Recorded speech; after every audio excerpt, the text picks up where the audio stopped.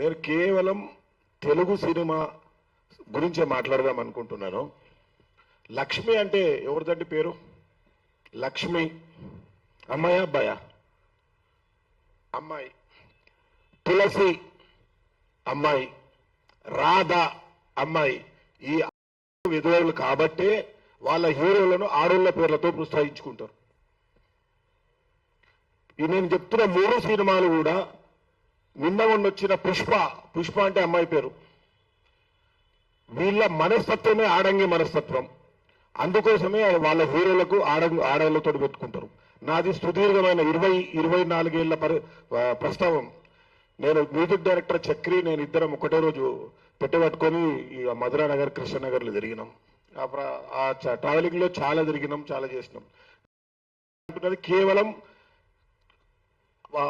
ఆడోళ్ళ పేర్లతో సినిమాలు హీరోలు అనుకునే మేధావి దద్దమ్మ మేధావులారా. నెక్స్ట్ ఇక పవన్ కళ్యాణ్ గారి గురించి వద్దాం. వాడు చేసిన ప్రతి సినిమాలో ఒక ఆడంగేషన్ ఉంటుంది. ఓ చీర కట్టుకొని డాన్స్ స్టెప్పులు వేస్తాడు. యూ టేక్ ఎనీ మూవీ, ఖుషి తీసుకోండి, తాగుకుంటూ ఆడంగేసుకొని ఆవు అంటాడు. ప్రతి సినిమాలో, తమ్ముడు సినిమాలో ఆవిష్ లక్కియా భవిష్ లక్కియా అనుకుంటేదో. అంటే వాళ్ళ బాడీలో నిజమైన కటువైన మొగోడు ఉండడు. కటువైన మొగోడు ఉండడు కాబట్టి ఆ గుణాలన్నీ అట్లే ఉంటాయి.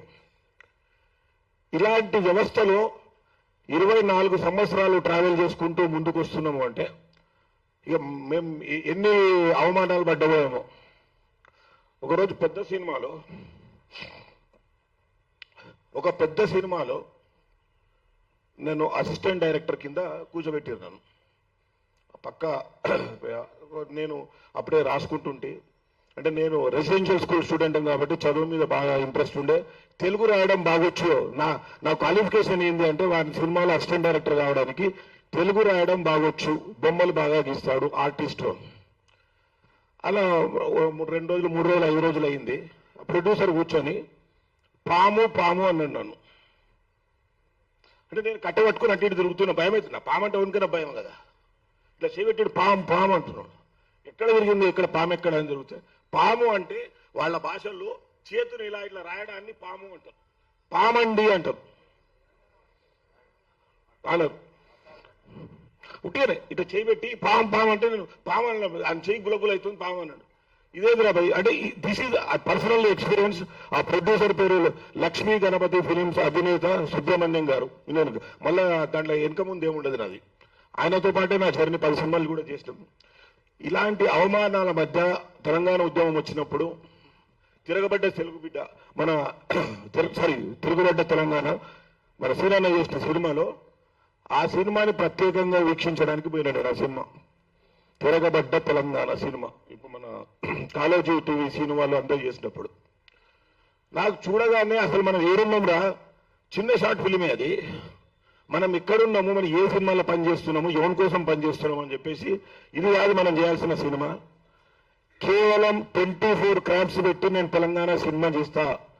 అదే రోజు వాళ్ళ సక్సెస్ మీట్ అవార్డు ఫంక్షన్ లో అనౌన్స్ చేసినంత వరకు బాగానే ఉంది.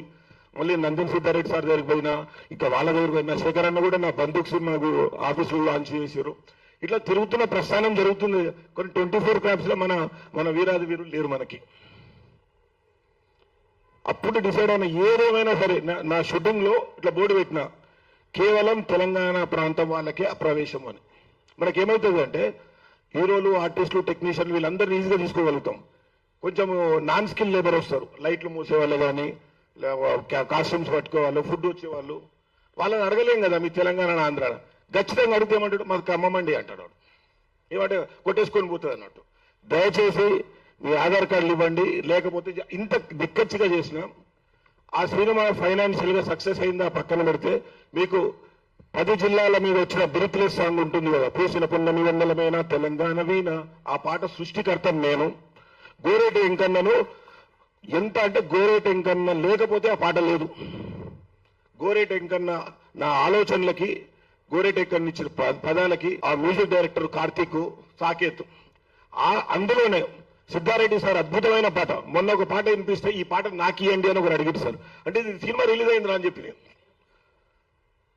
తెలంగాణ సాయుధ పోరాట వీరులు అందరూ ఉన్న సినిమాని ప్రతి ఒక్కరు రావినారాయణ రెడ్డి గారి దగ్గర నుంచి ఆరుట్ల రామచంద్రరెడ్డి గారు, ఇట్లా బండి యాదగిరి, ప్రతి ఒక్క ఔన్నిత్యాన్ని పాడుకుంటూ మన సిద్ధారెడ్డి సార్ రాసిన పాట ఇప్పుడు మాకు గూస్ బంప్స్ వస్తాయి. ఆ పాట నేను మళ్ళీ త్వరలో మళ్ళీ రిలీజ్కి పోతున్నాను. ఇది ఒక క్లుప్తంగా చెప్తున్నాను. ఇక వాళ్ళ పరిస్థితికి వద్దాం. పెద్ది అని నిన్న ఈ మధ్య వచ్చిన సినిమా, నేను దానికన్నా మాట్లాడకుండా ముందే చాట్ జీపీటీ మొత్తం సెర్చ్ చేసిన, మన గూగుల్ అంతా చేసిన, పెద్ది అనే పదమే లేదు. పెద్ద మాండలికంలో పెద్ది అనొచ్చు. దేవుడు మావయ్య అంటారు. మావయ్య పదమేడు ఆయన మామయ్య, MAMAIYH వాటి మావయ్య అంటారు. సో నీ మాండలికంలో నువ్వు మాట్లాడుకుంటేనేమో అది ఓకే, నా మాండలికంలో నేను మాట్లాడుకుంటూ వచ్చిన బాధ ఏంటి నీకు? నీ మాండలికంలో మావయ్య అయినప్పుడు నా మాండలికంలో ఇరుపుగాయితం అవుతుంది, బలగం అవుతుంది, పుస్తమెట్టెలు అవుతాయి, భాషింగాలు అవుతాయి, రేపు 100 సినిమాలు వస్తాయి. ఇక్కడ గమనించాల్సింది ఏంటంటే, వాడు చెప్పిన విషయాన్ని ఇంకా రైట్ అయితే మన తప్పండి. ఇంకొక గమ్మత్తైన విషయం జరిగింది ఏంటిదంటే, ఈ ఇరుపుగాయితం దగ్గర ఒక సినిమా టైటిల్ రిలీజ్ కావడానికి ఒక చిన్న ఫంక్షన్ చేస్తారు. ప్రజల్లో చేరడానికి మినిమం ఇప్పుడున్న పరిస్థితుల్లో ₹1,00,00,000 ఖర్చు పెడితే కానీ అంత లెవెల్ పబ్లిసిటీ కాదు. ఈ సినిమాకి ₹10,00,00,000 పబ్లిసిటీ అయింది. ఈరోజు అందరం కూర్చున్న రీజన్లో ఒక భాగం కూడా ఇడుపుగాయితమే అనుకుంటున్నాను నేను. వాడెవడో దద్దమ్మ, వాడెవడో చిన్నగా మాకు డబ్బింగ్ చేస్తారా అని ఇక అదును దొరికింది.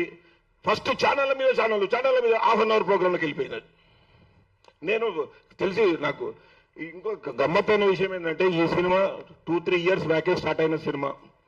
మన వినయ్ భాస్కర్ అన్న వాళ్ళ తమ్ముడు విజయ్ భాస్కర్ అన్న తరుణ్ భాస్కర్కి చెప్పిస్తే, తరుణ్ భాస్కర్ గారు హీరోగా వేరే ప్రొడక్షన్ కంపెనీలతో స్టార్ట్ అయింది సినిమా. అనివార్య కారణాలు ఆగిపోయింది. కానీ చక్కెర అవుతుంటుంది, చక్కెర కొడుతుంటే అరే ఒక కథ మంచిగా ఉన్నది టక్కున పట్టేసారు మన వాళ్ళు. ఇది స్టార్ట్ అయింది, అంతా మంచిగానే ఉన్నది. ఆ ప్రాంగణంలో, రిలీజ్ ప్రాంగణంలో జరిగింది ఏంటంటే, ఒక అమ్మాయి, మీరందరూ తెలంగాణ వాళ్ళే ఉన్నారు, నేను ఒక్కనే ఆంధ్ర అమ్మాయిని, నాకు ఎట్లుంటున్నారు అందుకనే దాంట్లోకి వెళ్ళి చూసి, ఇది తెలంగాణ సినిమా ఏం కాదు మొత్తం సినిమా అంటాడు. ఆంధ్రలో మన హీరో అంటాడు ఇది గ్లోబల్ సినిమా అంటాడు.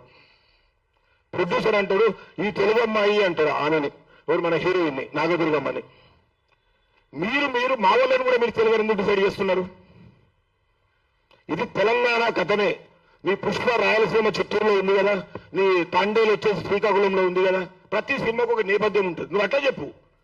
ఇది ఇప్పుడు తెలుగుకి సెన్సార్ బోర్డు సపరేట్ లేదు, తెలంగాణకు సెన్సార్ బోర్డు సపరేట్ లేదు కాబట్టి ఇది తెలుగు సెన్సార్లో చేస్తున్నాం కాబట్టి తెలంగాణ ప్రాంతంలో జరుగుతున్న సినిమా అని చెప్పినా దద్దమ్మ అని నేను అంటున్నాను. నేను అంతే. ప్రతి కథకి ఒక నేపథ్యం ఉంటుంది కదా, ఇది తెలంగాణ ప్రాంతంలో జరుగుతున్న కథ అని గల్లా విప్పి చెప్పండి మీరు ఫస్ట్. సో ఇలాంటి వాతావరణంలో ఇంతమూలు పాసం యాదగిరి అని అయిపోయింది థాట్ పాలసింగ్ అని, మమ్మల్ని ఇండైరెక్ట్లీ డైరెక్ట్ గా మనం వాళ్ళు చెప్పిందే కరెక్ట్ అనే దారిలోకి వెళ్తున్నాం. మన సినిమా ప్రయాణంలో కొన్ని టైటిల్స్ గమ్మతుంటాయి. మన దగ్గర అత్త అల్లుడు ఎదురు కూర్చొని మాట్లాడుకోరు. మాట్లాడితే మా అమ్మ 96 సంవత్సరాలు బతికింది, మా బావల ముందు ఏ రోజు ఆమె కూర్చున్నది లేదు, ఆమె కాళ్ళ నొప్పి ఉంటే కూడా గోడ పోయి నిలబడుతుండే. వాళ్ళ సినిమాలు ఎట్లుంటాయి, అత్త అల్లుళ్ళ సవాల్, అత్త మజాకా, అల్లుడా అత్త అల్లుడా, అత్తకు యముడు అమ్మాయికి మొగుడైతే అత్తకు యముడైతాడంటే అదేం చూడాలి.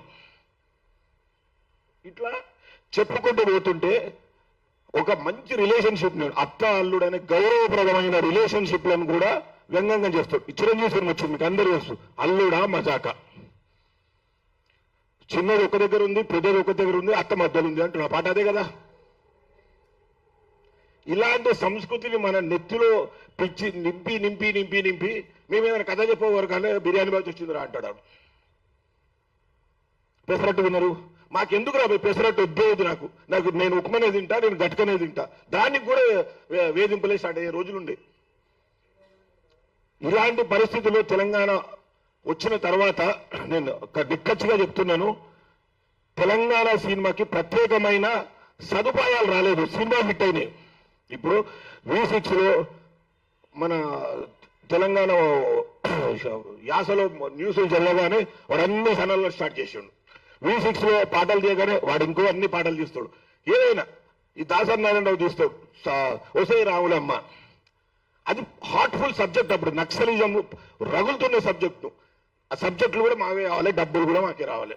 ఇంకో పెద్ద మనిషి ఉన్నాడు ఇక ఆయన అంటే గారు, ఆయన కూడా అంతే. అంటే ఇక్కడ చెప్తున్న విషయం ఏంటంటే తెలంగాణ కల్చర్ అవసరమే, వారికి తెలంగాణ కథ అవసరమే, తెలంగాణ ప్రాంతం అవసరమే. కానీ అది తెలుగు సినిమా కాదు, తెలంగాణ సినిమా కాదు. అది మీ అందరికీ ఇక్కడ నా వేదన, నా బాధ ఎందుకు చెప్తున్నాను అంటే, మీరు రుద్దిందంతా మేము అనుభవించినాము, మేము చెప్పింది వినండి అంతే. ఒకవేళ చూడబుద్ధి అయితే చూడర్రి, చూడబుద్ధి కాకుండా చూడకుర్రి.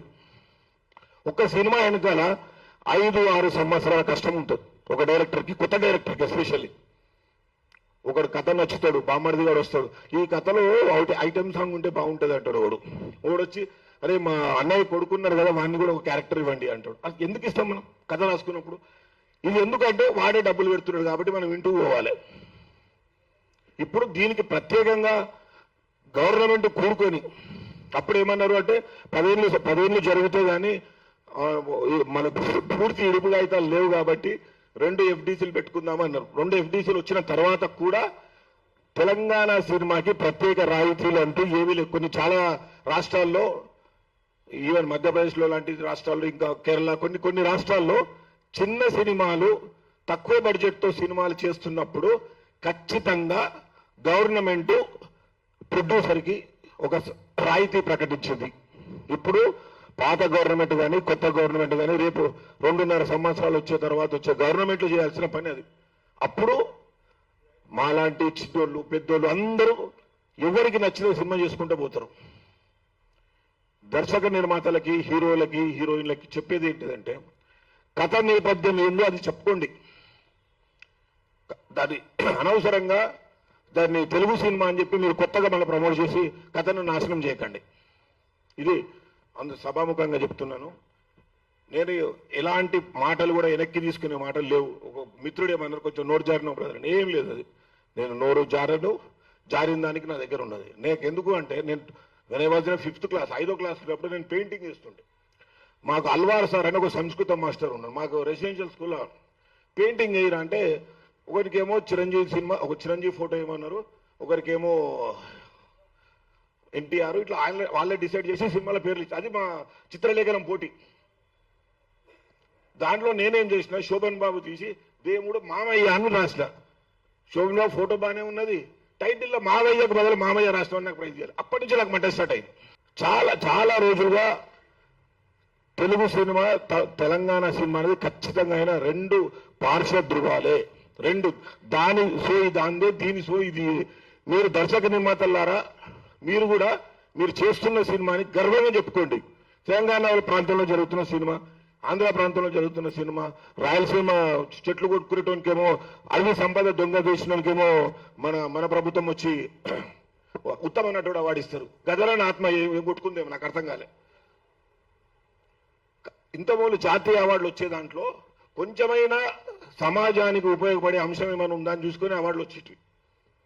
స్మగ్లర్ లిటరల్లీ, నాకు ఎవరి మీద ద్వేషాలు లేవు, ఎవరి మీద, లిటరల్లీ ఒక అడవి సంపదను కొల్లగొడుతున్న దొంగకి ఉత్తమ నటుడు అవార్డు ఇస్తే, ఇప్పుడు వేరే కథ రాసుకునేటప్పుడు అరే వాడు చిత్తూరు అడవిలు నరికిండు కాబట్టి మనం కరీంనగర్ అడవిని నడుపుతాం, ఇళ్ళకెళ్ళి ఒక కథ తీద్దామంట. గవర్నమెంట్ కూడా ఆలోచించాల్సిన విషయం ఇది. చివరిగా ఫస్ట్ తెలంగాణ బిడ్డలకి ఎవరో ఆంధ్రోలు ఏమో చేసిన దానికి అత్యధికంగా ఆవేశం పొందాల్సిన పని లేదు. ఇడుపు కాగితం అనే సినిమా నాకు స్టోరీ తెలుసు, దాన్ని బట్టి నేను, నా స్నేహితుడే మిత్రుడు, అద్భుతంగా సినిమా ఉంటుంది. అది ఖచ్చితంగా బలగం రోజులో హిట్ అవుతుందని నేను మనస్ఫూర్తిగా నమ్ముతున్నాను. ఆ ప్రొడ్యూసర్లకి వాళ్ళకు కూడా నేను ట్రై చేస్తున్నాను, ఒకసారి మీరు ప్రెస్ మీట్ పెట్టి తెలంగాణ నేపథ్యంలో ఉన్న సినిమా అని చెప్పుకుంటే గౌరవం పెరుగుతుంది, రెస్పెక్ట్, ఇప్పుడు వచ్చిన రెస్పెక్ట్కి డబల్ అవుతుంది అని చెప్పాను.